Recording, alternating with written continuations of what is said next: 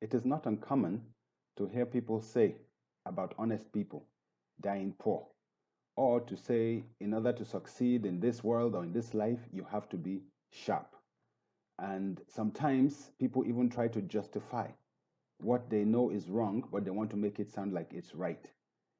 Taking revenge, being mean, and things like that. Hi, I am Tayo, and today we're looking at rationalization.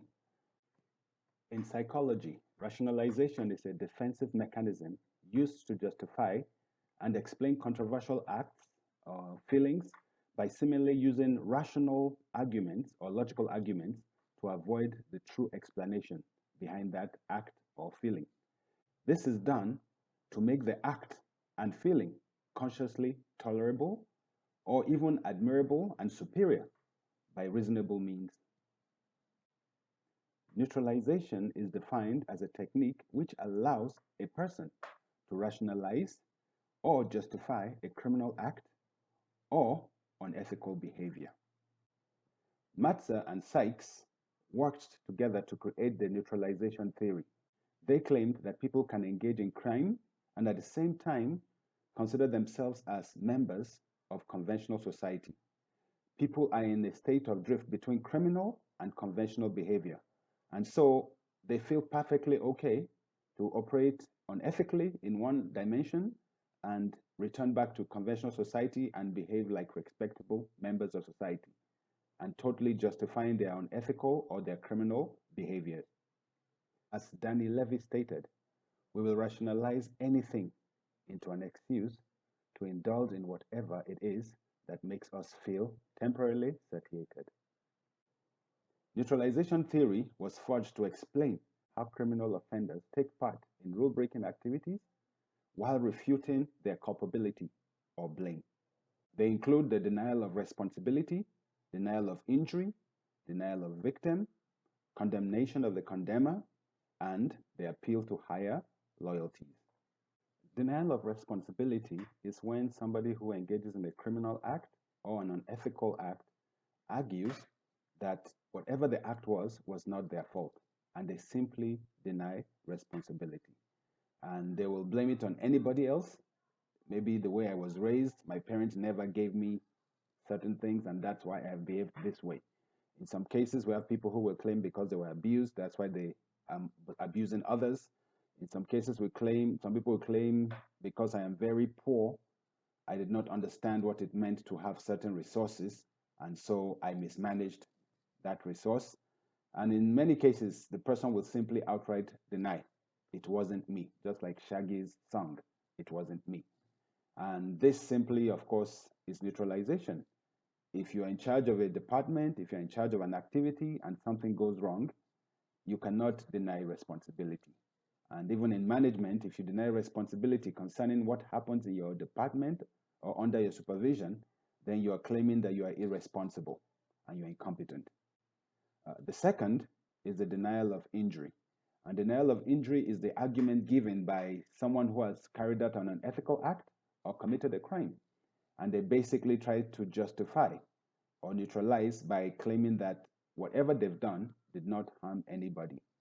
For example, somebody's been evading taxes and you're caught and you try to show that, it's just tax evasion. I can always pay it back. Nobody has been hurt and it's not a big deal. And denial of injury, of course, is simply a way to convince oneself that I have done something wrong, but nobody has been hurt, so it's okay. And of course, we know that is not always okay. Then, of course, we have denial of victim. In this case, you believe the victim of the unethical act or the criminal act one has engaged in is not really a victim.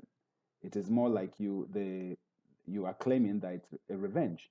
So denial of victim is the fact that you believe that the person who has been wronged deserved it. And this is a common case in many parts of the world, especially in Africa, where we have mob justice. And a thief is caught. Maybe the thief was trying to steal a phone, and basically the thief is set on fire and basically killed.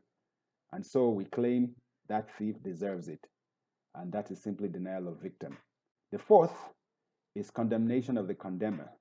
In this case, the person engaged in the unethical act or the criminal act basically condemns those who are in authority, who want to hold them accountable. In other words, if I have committed a crime and the police arrested me, I can claim the police arrested me because the person who I committed the crime against is a famous politician or somebody who's prominent. And so it's unfair. And that is condemnation of the condemner. And of course, again, it does not make it right. Even if I've committed an act against somebody very powerful, influential, the fact is that as long as it's illegal or unethical, it's unethical. And so condemnation of the condemner, me making the claim that I am attacked or arrested or held responsible just because the person is an important person, or the person is influential, or the person has compromised the police, still doesn't justify the fact that I have done something unethical or illegal.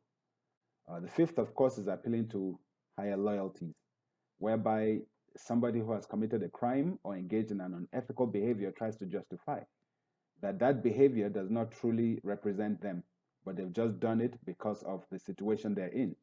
And some people take bribes, and when they're caught, they say, I took the bribe because my grandmother was not feeling well and I needed the money badly, so I took the bribe. Others will say, my boss told me to do this, and that's why I did it, otherwise, it's not me. And basically, appealing to higher loyalties is a form of shifting the blame as well. But you're claiming that what you have done that is unethical or immoral or illegal is simply out of character for you. And of course, there's a common saying that every day is for the thief, one day is for the owner. So normally that day when the owner catches you, the thief can appeal to higher loyalties.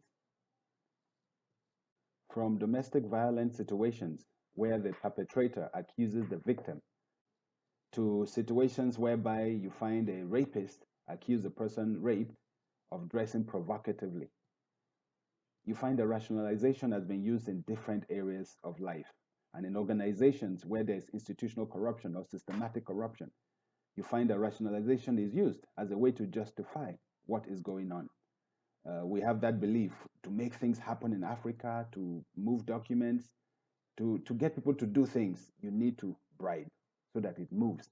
And it has become a neutralization technique whereby it is perfectly okay. And even to apply for a job, you're shortlisted, you come for the interview, you have to pay somebody somewhere to get that job. And people feel it is perfectly natural. If you want the job, pay for it.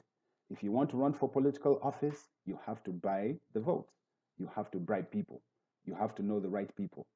And all these things have become perfectly okay and normal in our society because of rationalization, and in particularly because of the whole idea of neutralization. It is not as bad as it seems. You can always make a few shillings on the side in spite of your job being that you have to do that work without being bribed. We know that victim blaming is a form of neutralization, and that simply is immoral. It does not make the fact that something wrong, unethical, illegal has been done, and it does not silence the truth. But when all is said and done, no matter how we rationalize it, the truth is always the truth. A bribe is a bribe, a rapist is a rapist, a thief is a thief. And whatever is illegal, whatever is unethical or immoral is immoral. You can never, ever deny the truth. It might be silenced, but the truth is always out there, waiting to be found.